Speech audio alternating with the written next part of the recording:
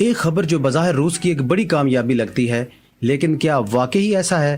روسی حمایت یافتہ گورنر نے دعویٰ کیا ہے کہ اس نے لوہانسک کے پورے علاقے پر قبضہ کر لیا ہے، لیکن کچھ روسی رپورٹرز کا کہنا ہے کہ اب بھی 2 دیہات یوکرین کے کنٹرول میں ہیں۔ یہی بات اس فتح کو مشکوک بناتی ہے، کیونکہ 2022 میں بھی ایسا ہی دعویٰ کیا گیا تھا، لیکن بعد میں یوکرین نے جوابی حملے میں علاقہ واپس لے لیا تھا۔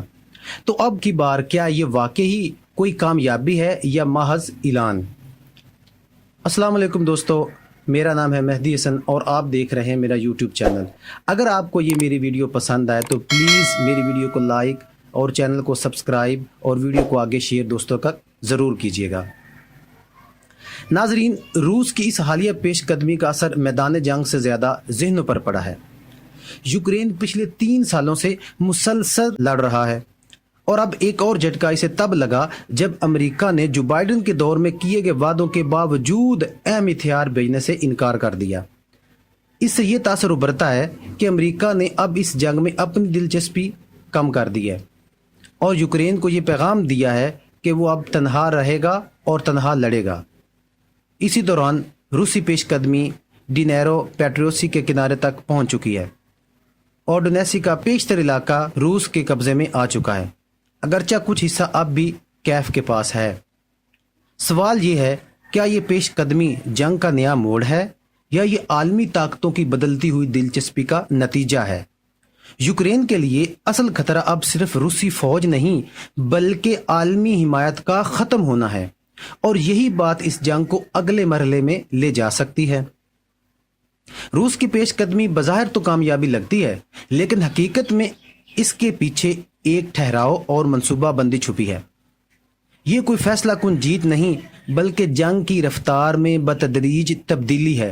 روس آہستہ آہستہ مسلسل یوکرین کے اندر بڑھ رہا ہے، جیسے ایک زخم جو گہرا ہوتا جا رہا ہو۔ یوکرین کی طرف سے ابھی تک کوئی بڑی جوابی کارروائی سامنے نہیں آئی جو اس زخم کو روک سکے۔ ہر نئے گاؤں کے قبضے کے بعد نقشہ تھوڑا سا ضرور بدلتا ہے، لیکن مقصد شاید نقشہ بدلنا نہیں بلکہ یوکرین کی اعصابی طاقت کو توڑنا ہے۔ جون کے آخری دنوں میں روس نے ڈونیسک کے کئی دیہات پر قبضے کا دعویٰ کیا، ساتھ ہی ایک نیا لفظ بار بار سننے کو ملا، بفر زون۔ بفر زون روسی حکام کے مطابق یہ بفر زون یوکرین کے اندر 70 سے 120 کلومیٹر تک پھیلنا چاہیے تاکہ سرحدی علاقوں کو یوکرینی حملوں سے محفوظ رکھا جا سکے۔ لیکن حقیقت یہ ہے کہ یہی بفر زون اصل میں روس کے نئے جغرافیائی نقشے بنانے کی کوشش ہے، ایک قانونی لبادے میں زمین کا قبضہ۔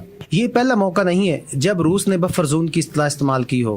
2014 میں بھی کورس کے علاقے کے آس پاس یہی مطالبہ کیا گیا تھا، تب یہ صرف 20 کلومیٹر تھا۔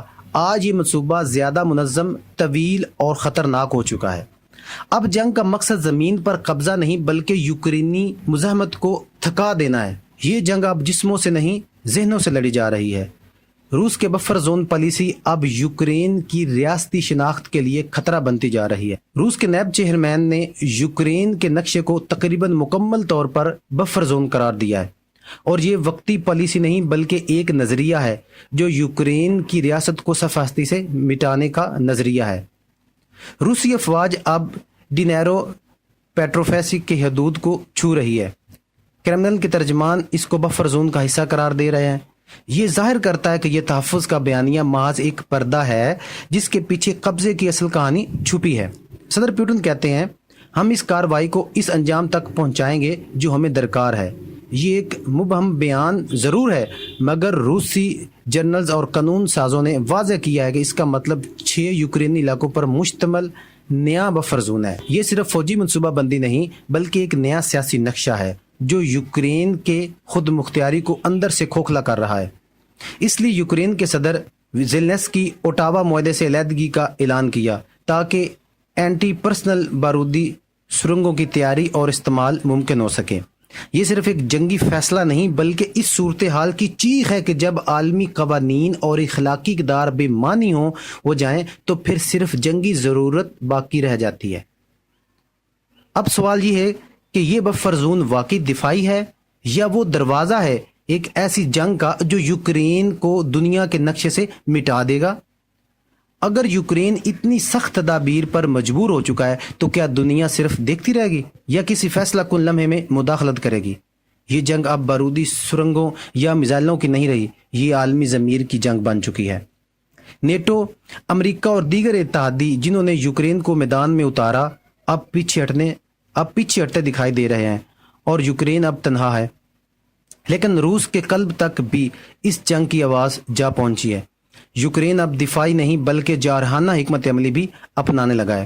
ڈرون حملے، جنگی طیاروں کی تباہی، حساس مراکز پر حملے، یہ سب اس نئی حکمت عملی کا اعلان ہے۔ جون کے اختتام پر روس نے 447 ڈرون اور 90 میزائلوں سے یوکرین پر سب سے بڑا فضائی حملہ کیا۔ یہ ثابت کرتا ہے کہ روس نہ صرف میدان جنگ سے پیچھے نہیں ہٹ رہا بلکہ اب وہ سفارتی دباؤ کو بھی میدان کا حصہ بنا رہا ہے۔